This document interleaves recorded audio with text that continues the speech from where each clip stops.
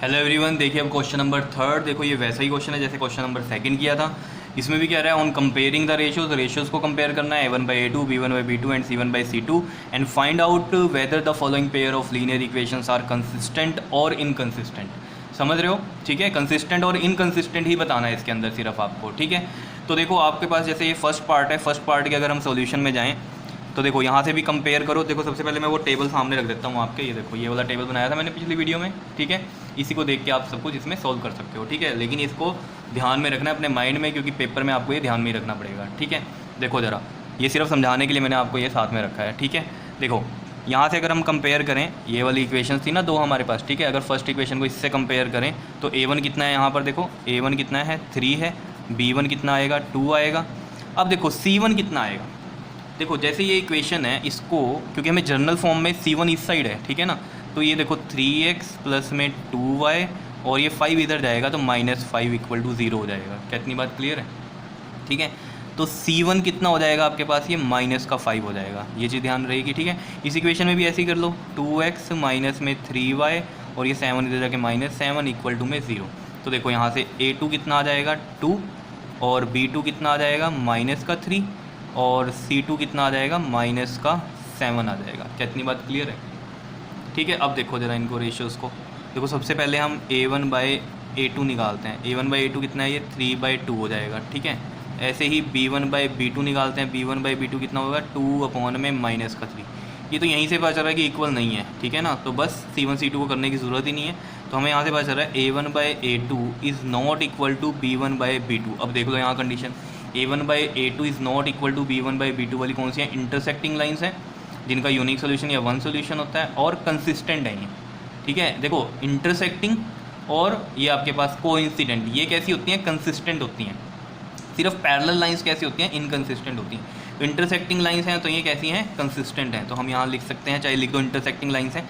ठीक है, लेकिन सिर्फ उसने पूछा कंसिस्टेंट इनकंसिस्टेंट है तो ये कंसिस्टेंट है। ठीक है, और लिखना है तो लिख दो इंटरसेक्टिंग लाइंस हैं सो कंसिस्टेंट। समझ रहे हो इतनी बात, या कंसिस्टेंट लिख दो, कोई दिक्कत नहीं है। ठीक, नेक्स्ट में चलते हैं। देखो नेक्स्ट वाली इक्वेशंस, इनमें भी आप ऐसे ही करो। देखो इसको ऐसे अरेंज कर लो, 2x माइनस 3y माइनस का 8 = 0 और इधर भी ऐसे ही 4x माइनस का 6y माइनस का 9 = 0। अब देखो ज़रा a1 a2 क्या होंगे।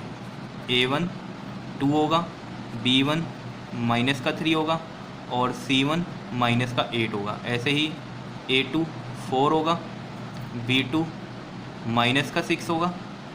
a2 हमारा 4 हो गया और b2 कितना हो गया, माइनस का 6 हो गया और c2 कितना हो गया हमारे पास, माइनस का 9 हो गया। क्या इतनी बात क्लियर है?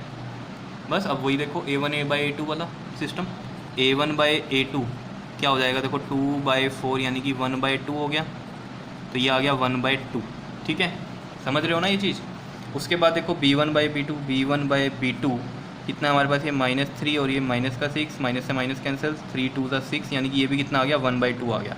ठीक है, तो ये इक्वल हैं। अगर ये इक्वल हैं तो ये देखो ज़रा दो कंडीशनें बनती हैं, एक इक्वल ये है, ये भी इक्वल है, तो c1 c2 भी इसमें देखना पड़ेगा। तो c1/c2 देखो क्या होगा इसमें, c1/c2 हो जाएगा आपके पास -8 माइनस का 9, माइनस से माइनस कैंसिल और ये 8/9। कई बच्चे सोच रहे होंगे कि c1 c2 के लिए ये इधर क्यों लेके आए, उधर भी कर लेते तब भी ये वही आना था, 8/9 ही आता। वो बात सही है, लेकिन यार सिस्टम से चलो, ठीक है, तो ज़्यादा अच्छा रहेगा। क्लियर? क्योंकि आगे फिर गड़बड़ हो जाती है जब क्रॉस मल्टीप्लिकेशन वगैरह करते हैं ना, उनमें क्वेश्चन इस तरीके से आते हैं। और जो रूल बना हुआ है वो कैसा बना हुआ है आपके पास, इस तरीके से। ठीक है ना, क्वेश्चन ऐसा आएगा लेकिन रूल ऐसा बना हुआ है, तो इस वजह से इसी तरीके से करो। समझ रहे हो? तो यहीं से ही शुरुआत कर दो। वो बात ठीक है कि इस वाले क्वेश्चन में फ़र्क नहीं पड़ता, लेकिन फिर भी आप जनरल फॉर्म से ही करो तो ज़्यादा अच्छा रहेगा। ठीक है, क्लियर है?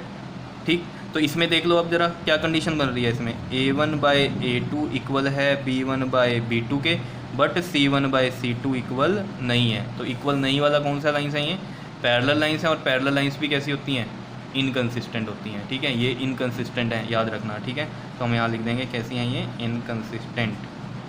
ठीक है, और लिख सकते हो आप पैरेलल लाइन्स। ठीक है, सो इनकंसिस्टेंट। क्या इतनी बात क्लियर है या नहीं है, बता दो ज़रा मुझे। बहुत सिंपल क्वेश्चन है, कोई मुश्किल नहीं है इनमें। ठीक है, सिर्फ ये चीज़ ध्यान रहनी चाहिए आपको, और कुछ भी नहीं है। ठीक है, चलो इधर चलते हैं अब हम अपने थर्ड पार्ट में। देखो थर्ड पार्ट में क्या है, यहाँ देखो ज़रा, ये आपके पास 3/2x है, प्लस में 5/3y है, -7 कर दूँ इक्वल टू 0, और इधर देखो 9x माइनस 10y माइनस 14 कर दूँ इक्वल टू 0। ठीक है, a1 देखो कितना है 3/2 है, और b1 कितना है हमारे पास 5/3 है, और c1 कितना है -7 है। ठीक है, और यहाँ से देखो आप a2 कितना है 9 है, और b2 कितना है -10 है, और c2 कितना है -14 है। क्या इतनी बात क्लियर हो रही है कैसे लिखा है मैंने कंपेयर करके? ये तो चीज़ अब समझ में आ रही होगी आपको। ठीक है, कोई मुश्किल नहीं है इनमें। ठीक, अब देखो ज़रा a1/a2 करेंगे तो देखो a1 कितना है 3/2 और a2 कितना है 9 है, तो वो 9 यहीं पर आएगा। समझ रहे हो या नहीं?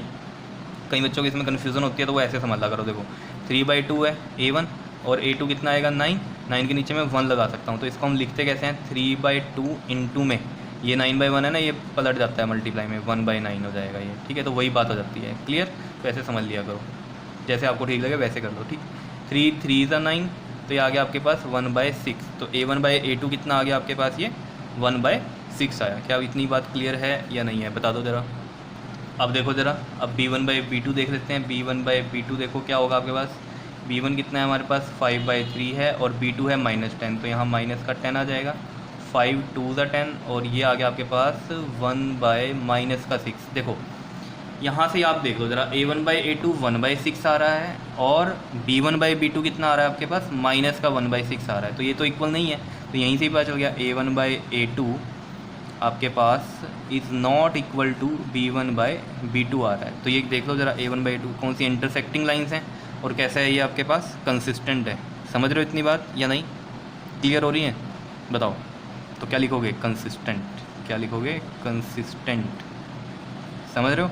और लाइंस कैसी हैं ये आपके पास इंटरसेक्टिंग लाइंस हैं। ठीक है, लिख भी सकते हो या नहीं भी। ठीक, उसके बाद देखो आपके पास फोर्थ है। फोर्थ में देखो ज़रा, इसमें कंपेयर करेंगे तो सबसे पहले इसको 11 को चले जाते हैं हम। देखो 5x माइनस 3y माइनस का 11 इक्वल टू 0, माइनस का 10x प्लस का 6y, और ये माइनस का 22 इधर जाके प्लस का 22 इक्वल टू 0 हो जाएगा। क्या इतनी बात क्लियर है?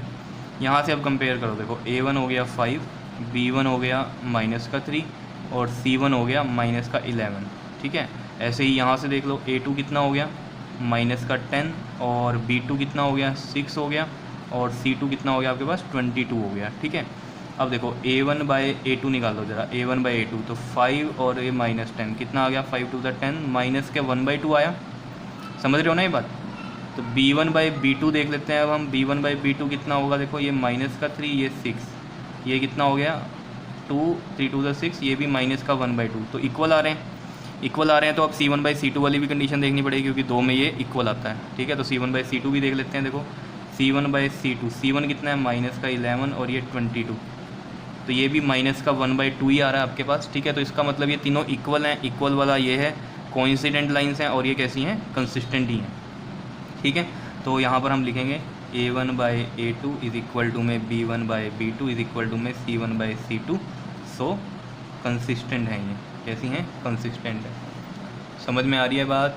बहुत ही सिंपल क्वेश्चन है, कुछ भी मुश्किल नहीं है इनमें। ठीक है, सिमिलरली ये है फिफ्थ पार्ट, इसको भी ऐसे ही करना है। देखो ज़रा, 4/3x प्लस में 2y माइनस का 8 equal to 0, 2x plus 3y minus का 12 इक्वल टू 0। ठीक है, a1 कितना हो गया आपके पास 4/3 हो गया, b1 हो गया आपके पास 2, और c1 हो गया माइनस का 8। ठीक है, और यहाँ से देखो a2 कितना हो गया 2, और b2 हो गया 3, और c2 कितना हो गया आपके पास माइनस का 12 हो गया। ठीक है, तो देखो अब a1/a2 निकालते हैं। a1/a2 है ये 4/3, a1 हो गया और a2 है 2, तो 2 2 ज़ा 4 कितना आ गया, ये 2/3 आ गया आपके पास। ठीक है, समझ रहे हो ये बात? उसके बाद b1/b2 निकाल दो। b1/b2 भी कितना है, देखो ये 2 है और ये 3 है, तो ये तो इक्वल आ गए।